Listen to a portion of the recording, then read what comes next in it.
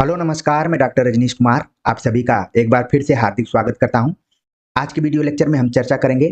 आइए कुछ नया सीखते हैं कि सीरीज में मैप पर आधारित भाषा विज्ञान का अध्ययन करेंगे, जिसके अंतर्गत हम राजस्थानी हिंदी पर बात करेंगे। इससे पहले हमने हिंदी की उपभाषाओं और बोलियों पर चर्चा किया था, जो कि आप सभी को पसंद आया होगा।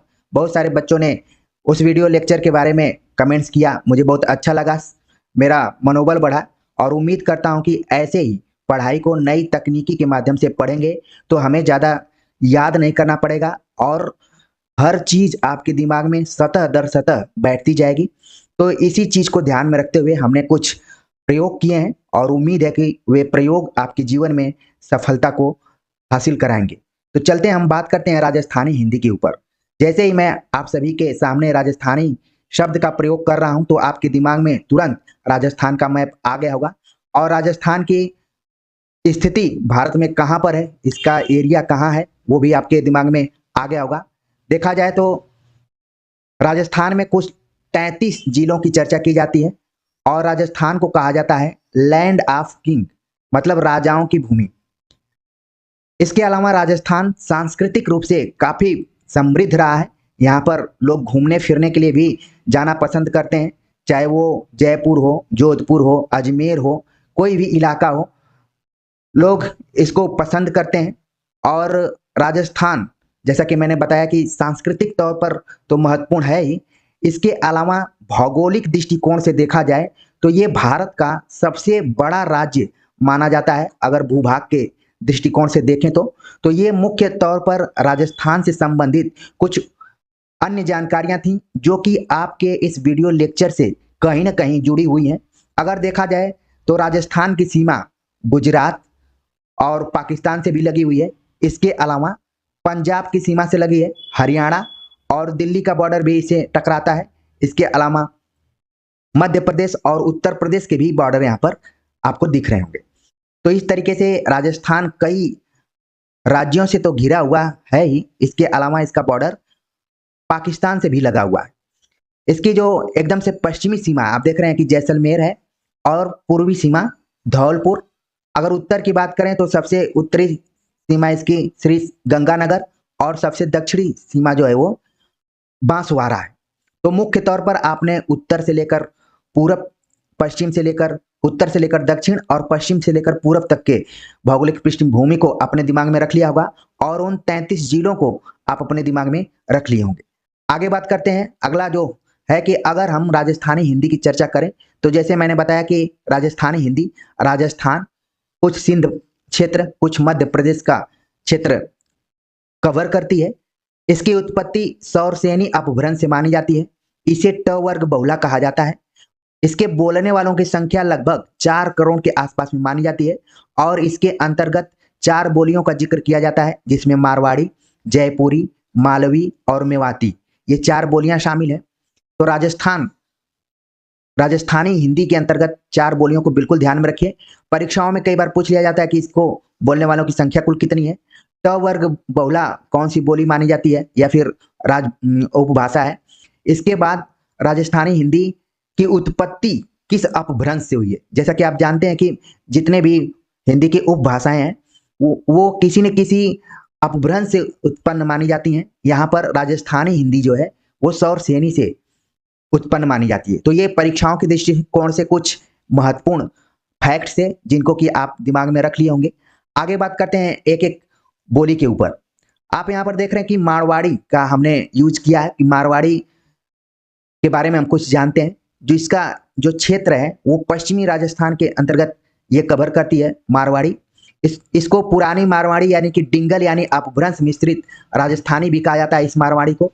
और इसका जो इलाका है वो एक तरीके से मरुभूमि से रिलेटेड है, यानी कि जो थार का मरुस्थल है उसके एरिया को ये बोली कवर करती है।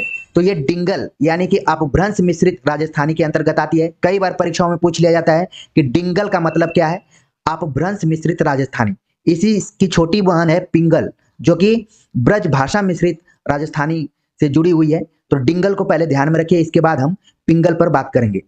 तो मारवाड़ी, जैसे मैंने कहा, आपके दिमाग में तुरंत आ गया होगा कि ऐसा क्षेत्र जो कि राजस्थान का पश्चिमी हिस्सा कवर करता है और इसको हम पुरानी मारवाड़ी यानी कि डिंगल यानी कि अपभ्रंश मिश्रित राजस्थानी कह सकते हैं।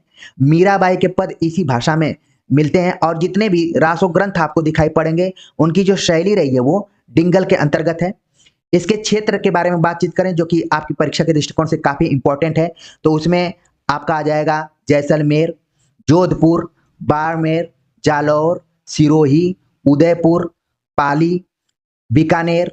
ये सब जो इलाके हैं ये सब आपको मारवाड़ी बोली के अंतर्गत आ जाते हैं, जो कि राजस्थान का पश्चिमी हिस्सा है, जैसा कि मैंने इस मैप में आपको बताया भी। तो उम्मीद है कि जब आपसे पूछा जाएगा कि मारवाड़ी का इलाका कहाँ कहाँ है तो इन जिलों का नाम आप बिल्कुल लेंगे। उदयपुर, नीचे से शुरू कर सकते हैं, उदयपुर, सिरोही, जालौर, बाड़मेर, जैसलमेर, जोधपुर, पाली, बीकानेर, नागौर को भी इसमें शामिल कर सकते हैं। ठीक है, तो ये कुछ जिले हैं जो कि मारवाड़ी क्षेत्र के अंतर्गत आते हैं। इसके अलावा अजमेर और मेवाड़, जहां से महाराणा प्रताप का भी संबंध रहा है और मीराबाई को भी कोरिलेट किया जाता है वहां से, तो ये सब जो एरिया है वो मारवाड़ी से जुड़ा हुआ है। तो उम्मीद है कि मारवाड़ी बोली के बारे में आपको जानकारी मिली होगी और इसका जो क्षेत्र है जहां जहां बोली जाती है वो भी आपकी समझ में आ गया होगा। अब बात करते हैं राजस्थानी हिंदी के अगली बोली के ऊपर, जिसका नाम है जयपुरी। जयपुरी नाम से ही आपको लग रहा है कि ये राजस्थान की राजधानी जयपुर के आसपास में बोली जाने वाली बोली हो सकती है। इसकी कुछ, इसे ढूंढाड़ी भी कहते हैं। जयपुरी का दूसरा नाम है ढूंढाड़ी। कई बार परीक्षाओं में पूछ लिया जाता है कि ढूंढाड़ी का दूसरा नाम क्या है, तो वो है जयपुरी। इसकी कुछ उप बोलियां हैं जिसमें कि तोरावटी और हड़ौती दो उप बोलियां हैं। अगर इसके क्षेत्र के बारे में बातचीत करें तो जयपुर यहाँ पर है, जयपुर में बोली जाती है। इसके बाद कोटा, ठीक है, बूंदी, टोंक, सवाई माधोपुर, दौसा, ये जो इलाका है ये सब, बारन, ठीक है, झालवाड़, ये जो इलाका है ये सब आपका जयपुरी के अंतर्गत आता है। ठीक है, और वैसे आमतौर पर देखा जाए तो भाषा या बोली को हम किसी पैमाने या मीटर से अलग नहीं कर सकते हैं, क्योंकि इसकी जो प्रकृति होती है वो माले की आकार की होती है। जैसे माला एक दूसरे से गुथा रहता है, वैसे ही बोलियां भी एक दूसरे से गुथी रहती हैं। फिर भी मोटे तौर पर हम इसका जरूर निर्धारण कर सकते हैं कि कौन बोली किस एरिया में ज्यादा बोली जाती है। तो आप देख रहे हैं कि जयपुरी जो है, जिसको ढूंढाड़ी कहते हैं, इसका इलाका है जयपुर, हड़ौती, कोटा, बूंदी, बारन, झाड़वाड़। तो ये पूरा इलाका जो है ये जयपुरी के अंतर्गत है। इसमें एक नाम आप सुन रहे होंगे कोटा, जो कि इंजीनियरिंग मेडिकल की पढ़ाई के लिए फेमस है। भारत के कोने कोने से विद्यार्थी यहाँ पर पढ़ने के लिए आते हैं। तो आपके दिमाग में तुरंत आना चाहिए कि कोटा में जो बोली जाती है बोली वो है जयपुरी, जिसको कि ढूंढाड़ी भी कहा जाता है। तो उम्मीद है कि जयपुरी बोली भी आपके दिमाग में बैठ गई होगी, उसकी एरिया भी बैठ गई होगी और उसका पुराना नाम क्या है वो भी आपको समझ में आ गया होगा।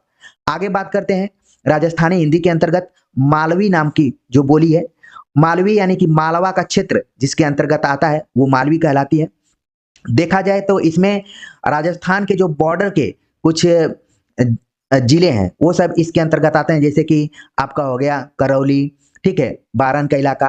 फिर मध्य प्रदेश के इलाके में ये ज्यादातर बोली जाती है, जिसमें कि आप देख रहे हैं कि इंदौर, देवास, रतलाम, भोपाल, होशंगाबाद, गुना, नीमच और टोंक जो जिले हैं उसमें मालवी बोली जाती है।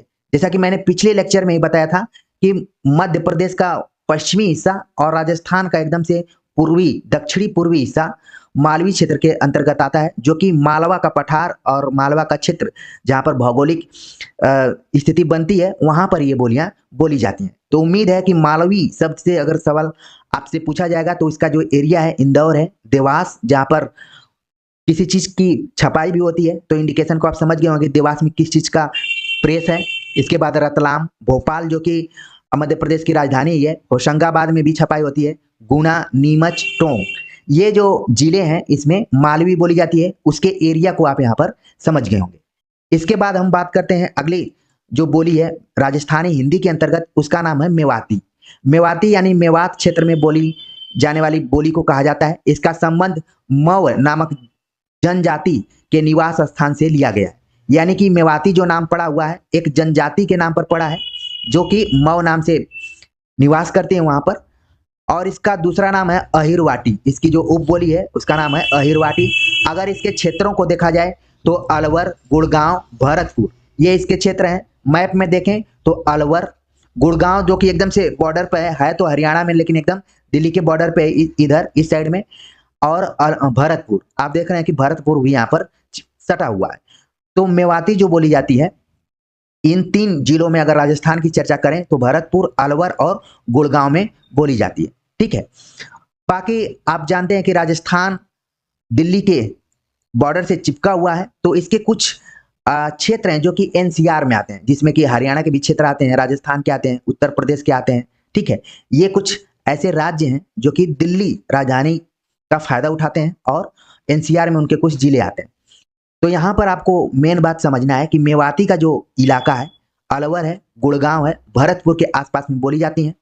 ठीक है, तो ये कुछ प्रमुख उप बोलियां थी, यानी कि बोलियां थी राजस्थानी हिंदी के अंतर्गत। तो पूरा आपको समझ में आ गया होगा कि किस एरिया में मारवाड़ी बोली जाती है, कहाँ पर मालवी बोली जाती है, कहाँ पर मेवाती बोली जाती है और कहाँ पर जयपुरी बोली जाती है। तो उम्मीद है कि आज का ये वीडियो लेक्चर आप सभी को समझ में आ गया होगा। अगर राजस्थानी हिंदी से संबंधित किसी भी तरीके का सवाल पूछा जाएगा, चाहे वो एरिया के दृष्टिकोण से पूछा जाए, चाहे किसी फैक्चुअल दृष्टिकोण से पूछा जाए, जिलेवार पूछा जाए, तो आप पूरा बता देंगे कि राजस्थानी हिंदी क्या है और उसकी कौन कौन सी बोलियां रही हैं। तो कमेंट्स कर जरूर बताइए कि आज का ये वीडियो लेक्चर आप सभी को कैसा लगा। मिलते हैं इसी तरीके से अन्य उपभाषाओं को मैप के माध्यम से समझने की कोशिश करते हैं। तो तब तक के लिए नमस्कार।